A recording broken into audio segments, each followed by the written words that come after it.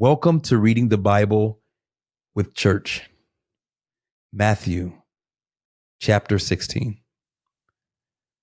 The Pharisees and the Sadducees came to Jesus and tested him by asking him to show them a sign from heaven.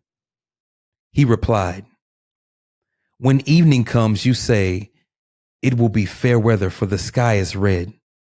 And in the morning, 'Today it will be stormy, for the sky is red and overcast.' You know how to interpret the appearance of the sky, but you cannot interpret the signs of the times. A wicked and adulterous generation look for a sign, but none will be given except the sign of Jonah." Jesus left them and went away.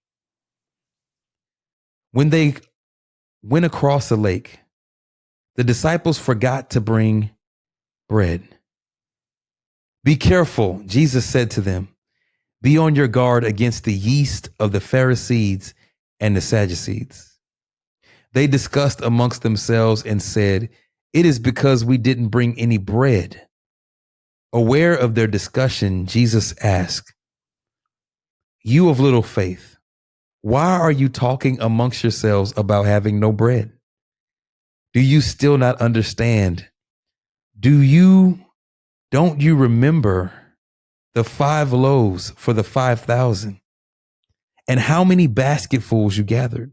Or the 7 loaves for the 4,000? And how many basketfuls you gathered? How is it you don't understand that I'm not talking to you about bread? But be on your guard against the yeast of the Pharisees and the Sadducees." Then they understood that he was not telling them to guard against the yeast used in bread, but against the teachings of the Pharisees and the Sadducees. When Jesus came to a region of Caesarea in Philippi, he asked the disciples, "Who do people say the Son of Man is?" They replied, "Some say John the Baptist, others say Elijah, still others Jeremiah or one of the prophets." "But what about you?" he asked. "Who do you say I am?" Simon Peter answered, "You are the Messiah, the Son of the living God." Jesus replied, "Blessed are you, Simon, son of Jonah, for this was not revealed to you by flesh and blood, but by my Father in heaven. And I tell you that you are Peter, and on this rock I will build my church, and the gates of Hades will not overcome it. I will give you the keys of the kingdom of heaven.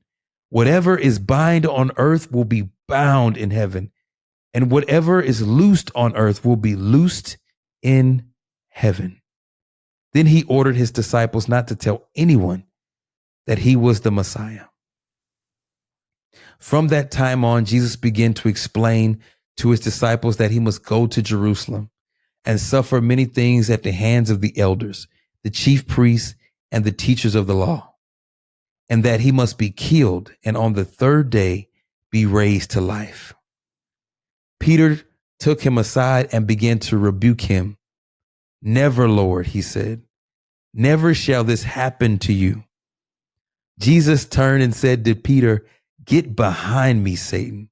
You are a stumbling block to me.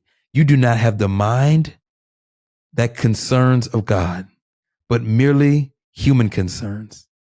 Then Jesus said to his disciples, "Whoever wants to be my disciple must deny themselves and take up their cross and follow me. For whoever wants to save their life will lose it, and whoever loses their life for me will find it. And whatever good it will be for someone to gain the whole world and forfeit their soul. Or what can anyone give in exchange for their soul? For the Son of Man is going to come in his Father's glory with angels, and then he will reward each person according to what they have done. Truly, I tell you, someone who are standing here will not taste death before they see the Son of Man in his kingdom." Matthew chapter 16.